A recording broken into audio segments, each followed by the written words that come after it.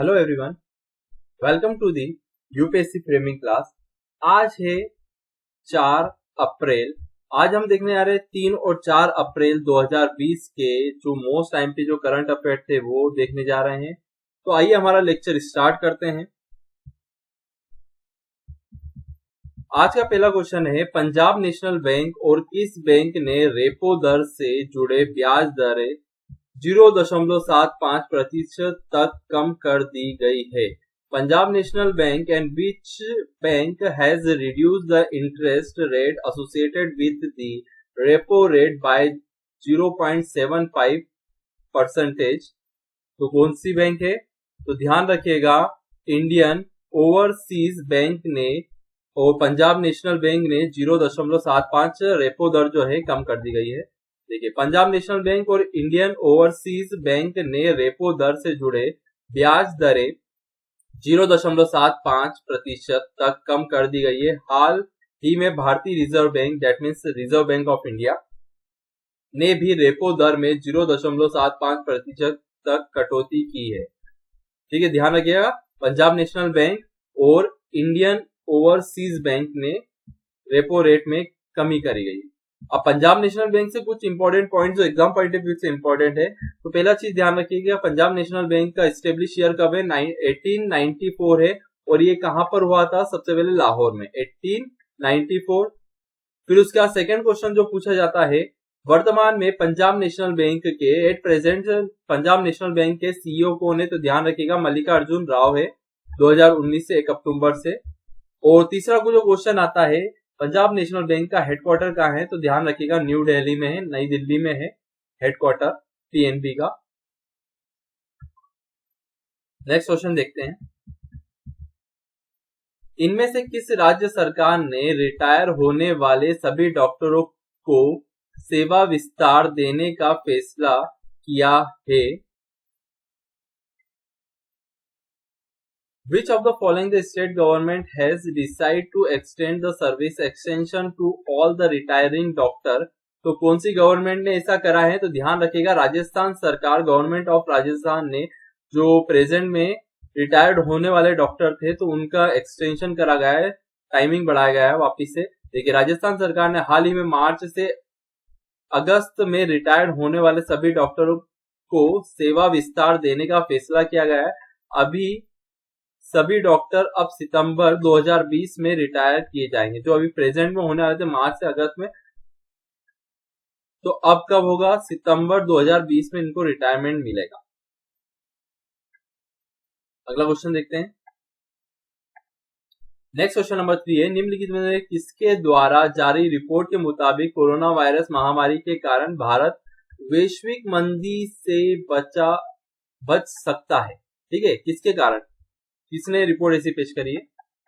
According to the report release by which of the following India can survive the global recession due to the corona virus epidemic. तो ध्यान रखिएगा, UNCTAD के द्वारा जो report जारी करी गई है तो उसमें ये बताया गया कि भारत जो है ग्लोबल रिसेशन से बच सकता है। जैसे एक और क्वेश्चन जो आता है, UNCTAD का विस्तारित क्या है, फुल फॉर्म क्या है? तो ध्यान रखिएगा, United nation trade and development conference. ध्यान रखिएगा, UNCTAD का फुल फॉर्म भी पूछा जाता है एग्जाम में, तो आप नोट डाउन जरूर कर लीजिएगा। अगले क्वेश्चन की ओर बढ़ते हैं फ्रेंड, इसके तरह एक पॉइंट और देखते हैं। United nation trade and development conference, तो इसका फुल फॉर्म हो गया। अगला जो क्वेश्चन आता है, इसका हेडक्वार्टर कहां पर स्थित है? ध्यान रखिएगा, UNCTAD का फुल जो हेडक्वार्टर है वो जेनेवा कहां पर आता है? तो ध्यान रखिएगा, स्विट्जरलैंड में आता है। और इसके स्थापना वर्ष कब था? तो ध्यान रखिएगा, 30 दिसंबर। वैसे दिसंबर और 30 इंपॉर्टेंट नहीं है, मेनली है आपका 1964, आपको ईयर याद रखना है इसका। अगला क्वेश्चन देखते हैं।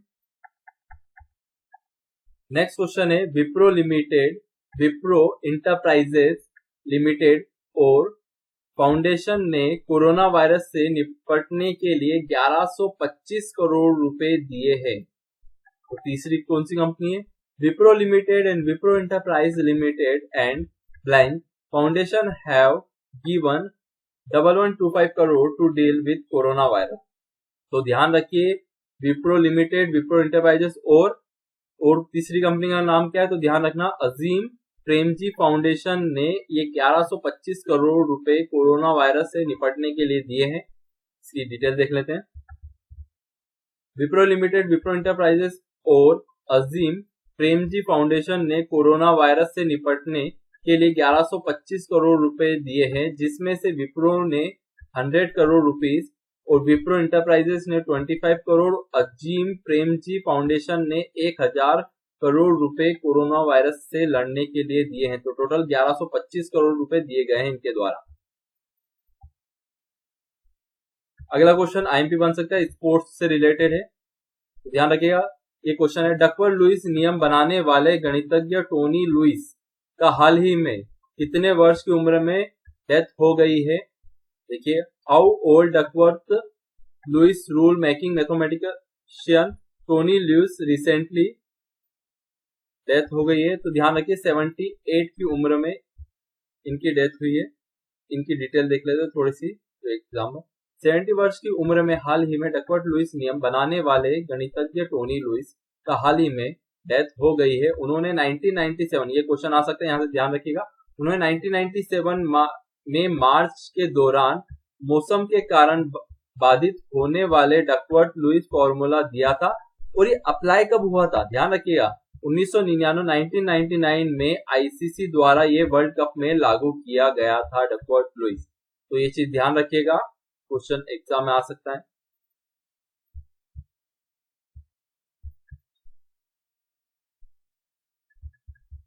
अगला क्वेश्चन, सूर्य के अध्ययन के लिए अमेरिका की अंतरिक्ष एजेंसी नासा ने हाल ही में किस मिशन की घोषणा की है। Which mission has recently been announced by NASA, the US space agency, for the study of the sun? तो कौन सा मिशन लॉन्च करा गया है, तो ध्यान रखिएगा सनराइज। ठीक है, सूर्य के अध्ययन के लिए अमेरिका की अंतरिक्ष एजेंसी नासा ने हाल ही में एक नए मिशन सनराइज की घोषणा की गई है, जिसमें सूर्य का अध्ययन किया जाएगा और सूर्य जैसे विशाल सौर कण, तूफानों का निर्माण और प्रकाशन करता है, इन सभी का स्टडी करी जाएगी। अब सन से रिलेटेड दो मोस्ट आईएमपी जो क्वेश्चन आते हैं उन्हें भी हम डिस्कस कर लेते हैं। देखिए, सबसे पहले एक क्वेश्चन आता है, स्टडी ऑफ सन, सूर्य के अध्ययन को क्या कहा जाता है, हेलियोसिस्मोलॉजी कहा जाता है।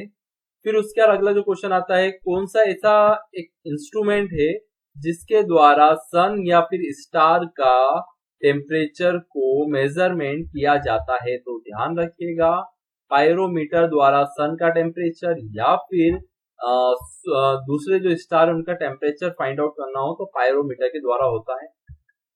एक और जो तीसरा क्वेश्चन बनता है, जो सन का जो नॉर्मल टेम्परेचर है या फिर आउटसाइड वाला जो टेम्परेचर है, बाहरी सतह का तापमान है, वो 6000 केल्विन होता है। और एक और जो क्वेश्चन आता है, अर्थ का कितना होता है, तो ध्यान रखिएगा 15 डिग्री सेंटीग्रेड एक एवरेज टेम्परेचर है अर्थ का।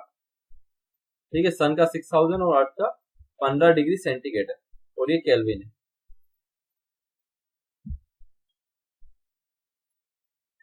अगला क्वेश्चन मोस्ट आईएमपी है, विश्व बैंक ने भारत को कोविड-19 से निपटने के लिए कितनी राशि देने की पेशकश की है।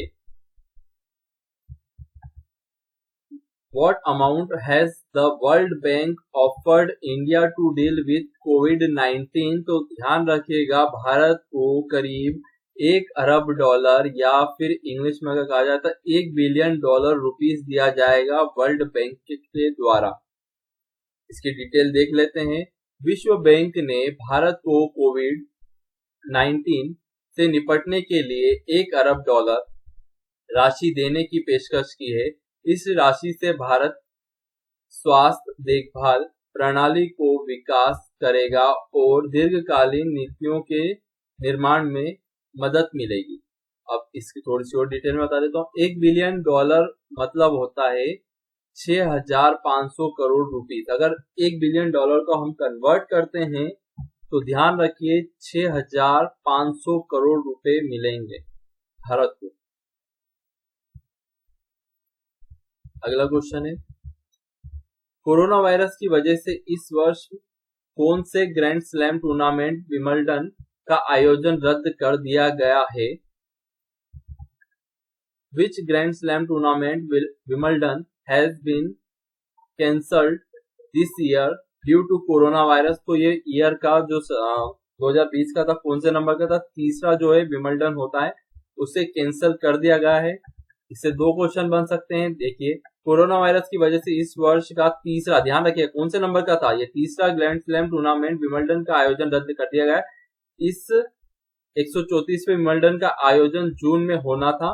दूसरे विश्व युद्ध, ध्यान रखिएगा, दूसरे विश्व युद्ध के बाद पहली बार ऐसा हुआ है जो विंबलडन खेल का आयोजन नहीं हो पाया है। तो पूछ सकते हैं किसके कारण नहीं हुआ है, तो ध्यान रखना कोरोना वायरस के कारण, या फिर ऐसा दूसरी बार हो रहा है। और ये ईयर का कौन सा था? तीसरा ग्रैंड स्लैम था, वो रद्द कर दिया गया है। अगला क्वेश्चन देखते हैं लोग। हाँ, एक और क्वेश्चन जो बनता है, सबसे ज्यादा जो विंबलडन जो है विनर जो है वो कौन है? तो ध्यान रखिएगा मेंस में कौन है? रोजर है फेडरर, सबसे ज्यादा 12 जीते इन्होंने। और एक और जो क्वेश्चन आता है, रोजर कहां से बिलोंग करते हैं? तो ध्यान रखिएगा स्विट्जरलैंड से। और वुमेन में सबसे ज्यादा किसने जीते हैं? तो ध्यान रखिएगा मार्टिना ने जीते हैं, इन्होंने भी कितने जीते? 12। तो आपको नीचे कमेंट बॉक्स में बताना मार्टिना जो प्लेयर जो है वो कौन से देश से रिलेटेड है। अगला क्वेश्चन देखते हैं, चीन का रिकॉर्ड तोड़ते हुए किसने मात्र 10 दिनों में 4,000 बेड का नाइटिंगेल अस्पताल बनाया है? Who has built 4,000 bed Nightingale hospital in just 10 days, breaking the record of China? तो ये किसने करा है? लंदन ने। ध्यान रखिएगा, एक हॉस्पिटल बनाया है लंदन में जो करीब 4,000 बेड का बना है और मात्र 10 दिनों में बनाया गया है। उसका नाम क्या है? ध्यान रखें, नाइटिंगेल हॉस्पिटल लंदन। और फ्रेंड्स, करंट अफेयर की पीडीएफ नीचे बिलोंग करके आप बिलो जो है वहां से डाउनलोड कर सकते हैं, लिंक मैं वहां सेंड कर दूंगा। और उसके अंदर पीडीएफ के अंदर हमारे टेलीग्राम चैनल की लिंक है, तो वहां पे आप क्लिक करके टेलीग्राम चैनल से जुड़ सकते हैं सारे सब्जेक्ट के नोट्स के लिए। Thank you so much.